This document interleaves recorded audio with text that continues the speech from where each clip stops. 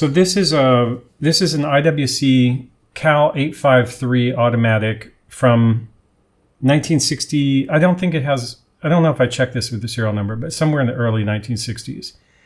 I love this watch. I paid about $600 for it, as I recall, and I reloomed it. I struggled with the reloom. There's a video about that on the channel. But it has a beautiful IWC logo, buckle. It's great. And this was going to be my beater IWC, because I really like IWC watches from that period. Carl Jung, the Swiss psychiatrist, his family owned IWC in the mid 1950s, or from the early 1900s to the 1960s when he died. This is the Omega Seamaster with a nice Omega, I think it's 1168 Novolink stainless steel bracelet. The bracelet I bought on Omega forums from somebody, and I think it was $225 for the bracelet. It had some problems with the end link being damaged, which I kind of worked out of it. That was fun. And I've reloomed this also.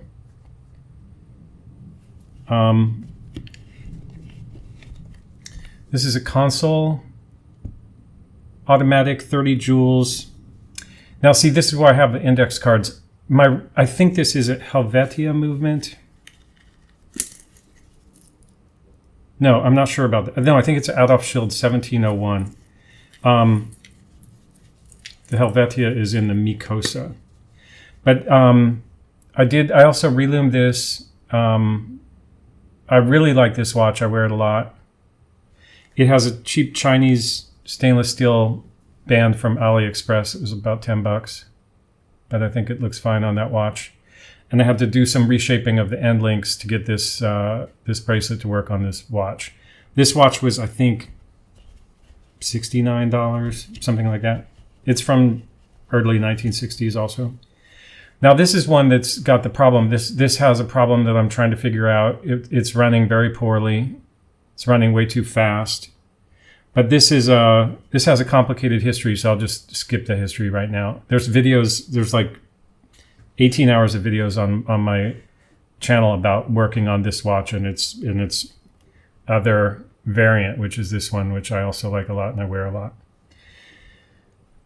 So the only salient point about this is this has in it an ETA 2472 movement, which I've learned quite a bit about from working with it, and it frustrates me that I can't get this one working or haven't got it working yet.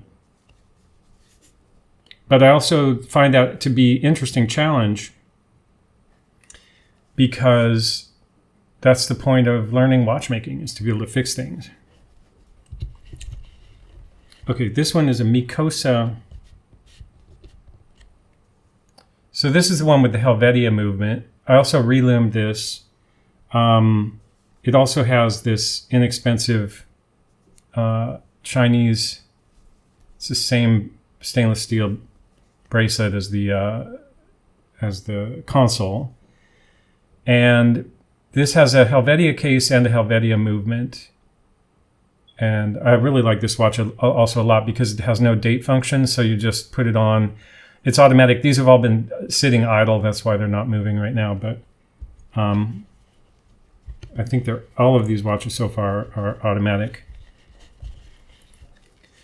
This is a Datum Geneve, which is a kind of micro brand from the 1950s and 60s. It's gone now. It has an ETA 2452 movement in it, which is one generation before the 2472. And the difference in these two movements is that, this one's also been, I've also taken it apart, reloomed it, cleaned the dial, reloomed the hands and the dial. The 2452 has a slower, quick date rollover function. Like the 2472, the date actually snaps at midnight. This one kind of halfway rolls and halfway snaps. But I find those two movements, 2452 and 2472, interesting because they kind of demonstrate how ETA movements evolved over time, and each generation kind of got better in terms of functionality and ease of use from that quick date changeover to quick set in the more modern movements. This is an IWC Cal 8531 solid gold, 18 karat gold watch. This has no lume on it, and I don't think I've even opened the case on this, and I don't think I will.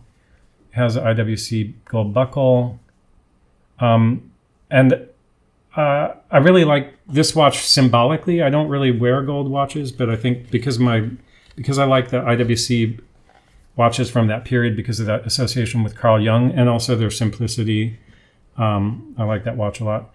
This is an Eterna-Matic, Eterna 18 karat gold watch, probably from that same period. It's interesting because I did relume this. Eterna, I think, made very good watches and movements, and this had quick set date long before other people had, or other companies had quick set date function. So to set the date on this, you just pull the crown, and it also probably had Eterna probably had a patent on that. That's something I'll look up before I do the long video about this, if Eterna actually had a patent on quick set date at the time, and if that's why Rolex and other companies didn't have it at that time. This is a Lanco 14 karat gold watch with radium lume. I haven't relumed this because the radium is interesting because it still glows after 60 years, enough so that you don't need to charge it at all. It'll glow, but it has to be pitch dark and your eyes have to be acclimated to the darkness. But what's interesting about this is it's unbelievable to me that it still glows after 60 years. And it's a good example of the half-life of radium, which is 1,600 years. Oftentimes, radium watches don't glow even after 60 years, but not because the radium is not radioactive anymore, just because the counterpart to the radium was just used to activate a phosphorescent material.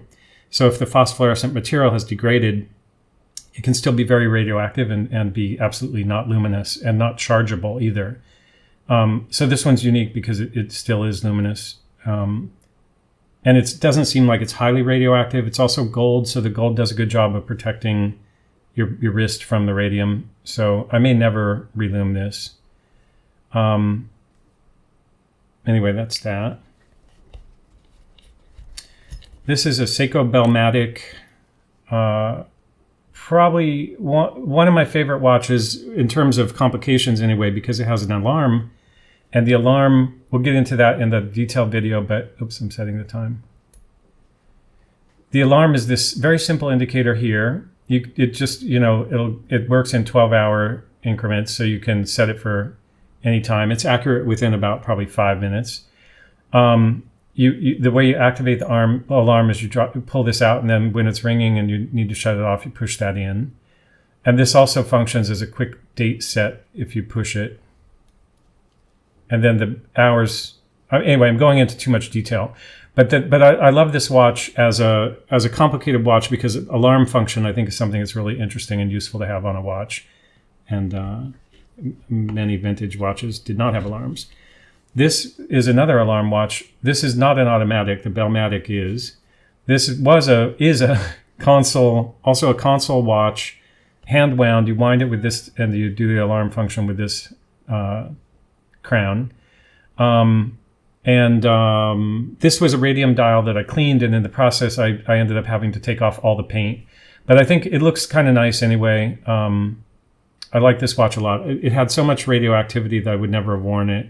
It was much more radioactive than the Lanco. So now it has zero radioactivity basically, and works great. And I did do a lot of work on that to get it out of the case and get it relumed. It's been relumed with Superluminova. Okay, and then this one is a Langendorf. It's also Lanco. Langendorf is the town where Lanco, the company, was located. It's an automatic. It's cool because it doesn't have a date function. I don't like the pill-shaped case. I'm not even sure why I bought this watch in the first place, but it's funny because it has this this crest on it, which is for the pistol shooters or the shooting club of Langendorf.